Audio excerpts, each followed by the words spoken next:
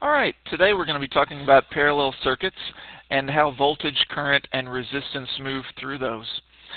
First of all, just to review, or for primary instruction, a parallel circuit itself is a circuit with more than one conducting path. Previously we talked about series circuits and how series circuits only had one path that current could move through. In a parallel circuit, you have more than one path that current can move through. And we can see an example of that over here. Remember, here's our voltage source. We've got our positive side, that's the tall side, and our negative side, that's the small side. And we're going to say that current leaves from the positive side and comes up this way. And once it gets through this part of the conductor and gets up here to the junction, you can see that it could go through the top part of the loop through R1 and return to the negative pole, or it could go through the bottom part of the loop through R2 and return to the negative pole. And so there is more than one path for the current to travel through, and as a result, this is what we would call a parallel circuit. All right, so that's what a parallel circuit is, a circuit with more than one conducting path. And I just want to look at a couple of rules real quickly. In parallel circuits, the current divides as it moves through the branches of a circuit. Let me contrast these real quickly with series, and then we'll pause the video and give you an opportunity to write them down. So right now, just listen so that you can learn and understand, and then we'll pause the video in a moment and give you a chance to write. So when I say current divides as it moves into the branches of a circuit, yesterday we had a series circuit, and we said that, well, let's see, let's make one more resistor. Let's just clear that whole thing out of the way and make one more resistor. All right, so here's a series circuit real quickly. Unfortunately, it doesn't matter if the conductors are straight or not, so that's okay. And we said that however much current leaves the battery, then the same amount is going to move through each element, each resistor, and that same amount will return to the battery because there is only one path, and so the current remains constant throughout that path. Well, what if instead of that,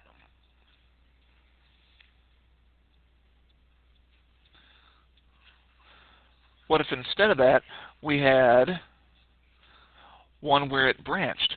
Well, if we had a certain amount of current leave the battery, and then it comes up this way, when it gets to this junction, when it gets to this division point, you can't have the same amount of current go through each branch.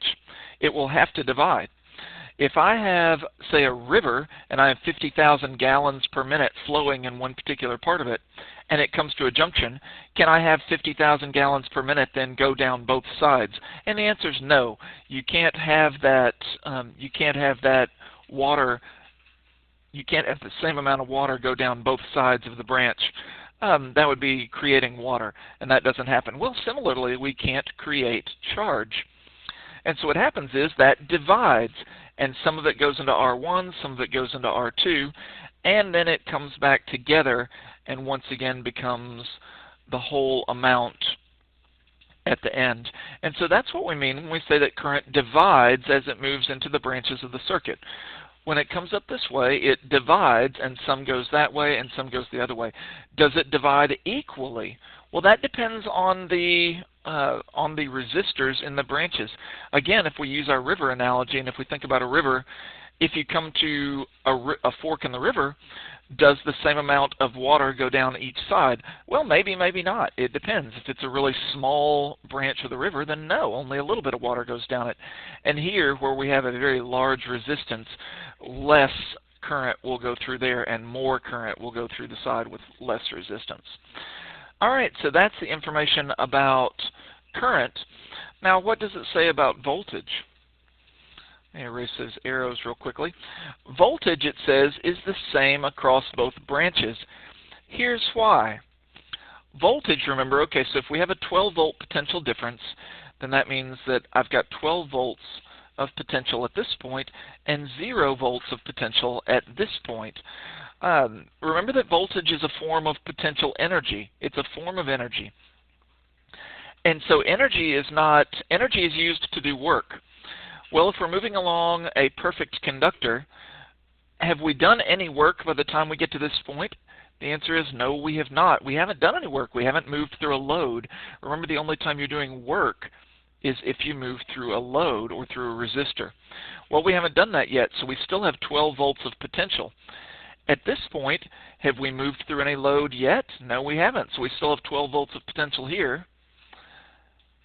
And we also still have 12 volts of potential at this point because we haven't yet moved through any load.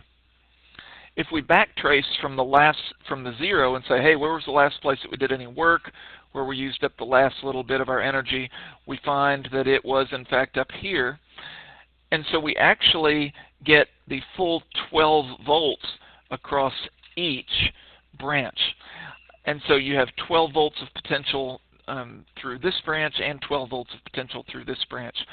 One nice way to think about that is, let's think about this in terms of what if we're at the top of a playground play slide or a playground play structure, and we have two slides that then travel to the ground.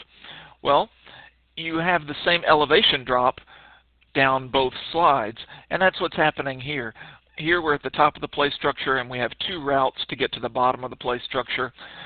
And if we go from the top to the bottom down this way, we get the full elevation drop. If we go from the top to the bottom this way, we get the full elevation drop. And so in terms of a playground with gravitational potential energy, you can think about that in terms of an elevation drop. With voltage in terms of electric potential energy, you can think of each of those branches in terms of an electric potential drop. The point is that the voltage is the same across both branches of the circuit. And so when you're saying, oh, how much voltage is there across this branch and how much voltage is there across this branch, they both get the full voltage. And so you have the full 12 volts across that branch. All right, that's just a quick introduction to some of the rules for parallel circuits. Let's look at a couple of other ideas now about those. Let me erase the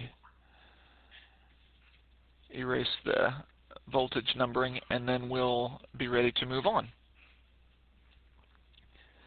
All right, so we have our parallel circuit, and the first thing that we want to do is we want to find out how much current is leaving and returning to the battery. So how much current do we have leaving the battery? We remember that it will divide into the two branches, but then it will come back together and return to the battery.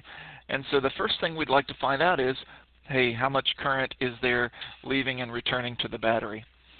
If we're going to find out how much current is leaving and returning to the battery, we need to apply Ohm's law to the entire circuit.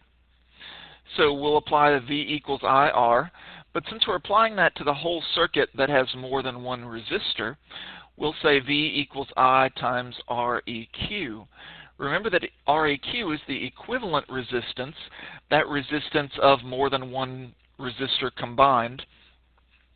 And so since I want to know how much current is moving through the entire circuit, I need to apply Ohm's law to the entire circuit, which means I need to know the resistance of the entire circuit.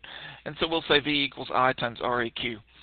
Now in series, we were able to just add those up. Unfortunately, in parallel, that gets a little less pretty.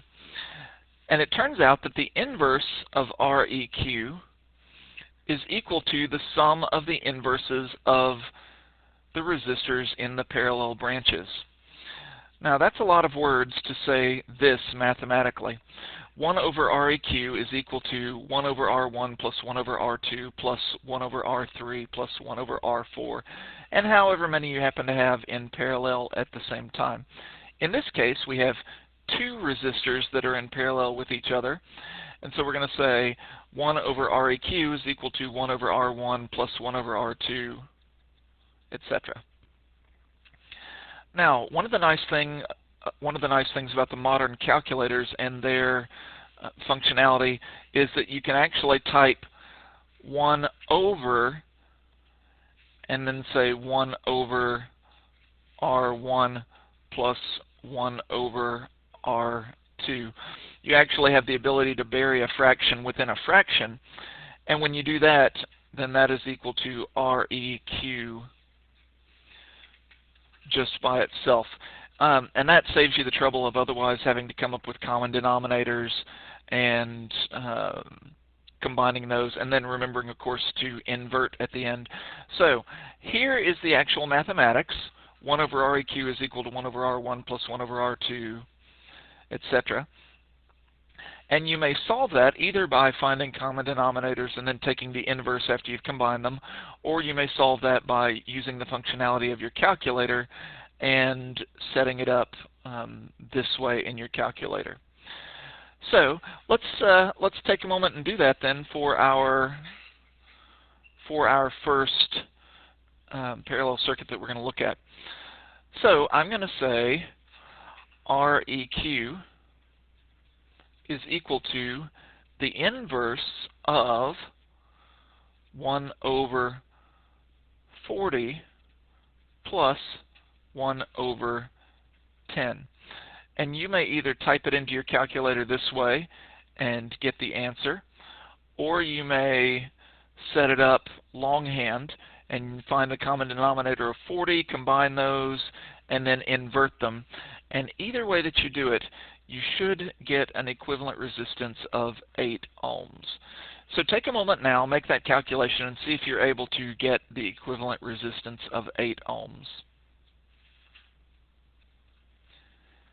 All right, we just had a question from the audience, and it was, hey, I thought that REQ was the total resistance of the resistors combined, and it is.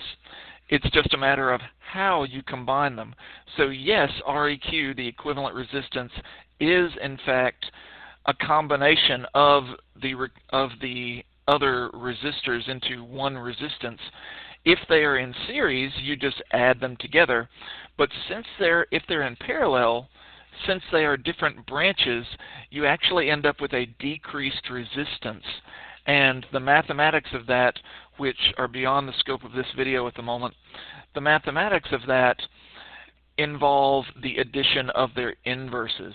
And so in order to combine these, since they are in different branches, we actually add their inverses and then take the inverse of that sum in order to combine them to get an equivalent resistance.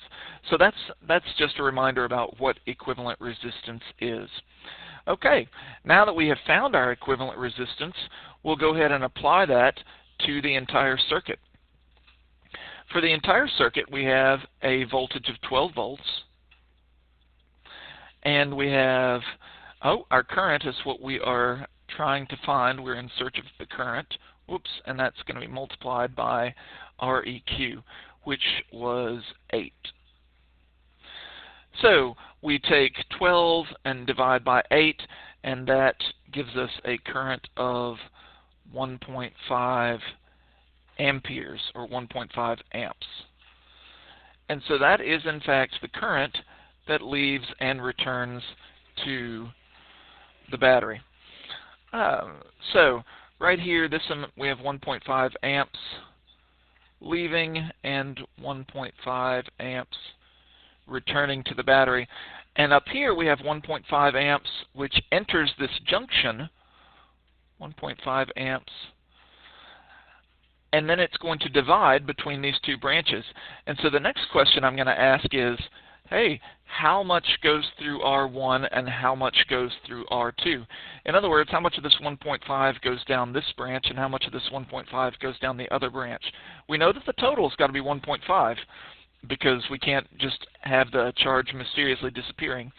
So 1.5 amps has to go down, the total has to be 1.5. And the question is, hey, how much? And the way that we can find that out is by applying Ohm's law to each side of the parallel branch. So I'm going to make us a little bit of space here. I'm going to erase how we got our equivalent resistance.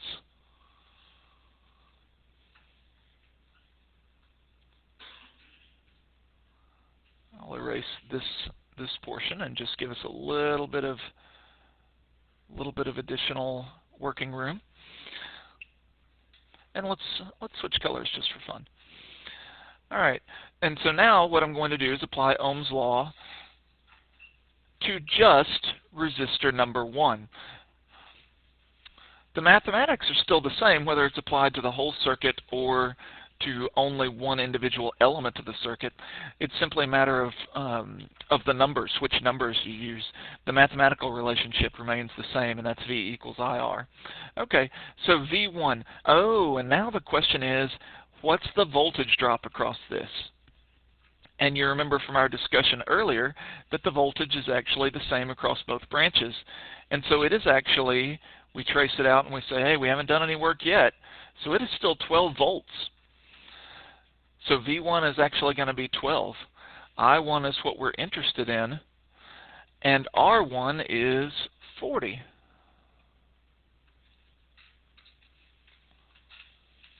So 12 equals I1 times 40. And 12 divided by 40 will end up giving us our answer. So I1, 12 divided by 40 is how much?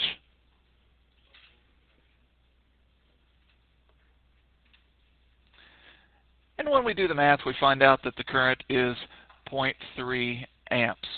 All right. Now, at this point, you all are bright people, and you can say, hey, if 0.3 amps goes down branch number 1, then it would seem likely that 1.2 amps goes down branch number 2. And I'll bet you're correct, but let's go ahead and apply Ohm's law to branch number 2 just to confirm our suspicions. So V2 equals I2 times R2. Once again, V2 is 12 volts. I2 is what we're interested in solving for. And R2 is, in fact, 10. Oh, and the math on this ought to be pretty straightforward. 12 divided by 10. I2 is, in fact, going to be 1.2 amps, just as predicted. And so we see then 1.2 amps in this branch. So 0.3 amps through the top branch, 1.2 amps through the lower branch, and then they will, in fact, come back together and create 1.5 amp current again that returns to the battery. All right, and so now we have found our voltage across each resistor. We have found our current through each resistor. We have found the current for the entire circuit. The only thing left to calculate would be the various powers: the power utilized by R1, the power utilized by R2, or the power for the entire circuit. Remember that as we're calculating power, we're going to use the formula P equals IV, formula that we've discussed previously, and we'll make use of it again. And so P equals I times V. And again, we could choose to apply it to the entire circuit using the current of 1.5 and the voltage of 12. We could choose to apply it just to R1 using a current of 0.3 and a voltage of 12 because it's a 12-volt drop across that circuit, or across that resistor. Or we could apply it to R2 using a voltage of 1.2, a current of 1.2 and a voltage of 12. So let's just choose number 1. So P1 equals I1 times V1. Okay, that's not in fact a misplaced semicolon. That's I1 times V1. So P1 equals, let's see, now I1 we said was 0.3. And V1 is 12 volts. And so 12 times 0.3 is going to be 3.6 watt. Yes, watts. So 3.6 watts. And then you could carry out the same calculation for P2 or just using P equals IV for the circuit as a whole. All right, that's a quick introduction to parallel circuits. I hope that was helpful, and thanks for watching.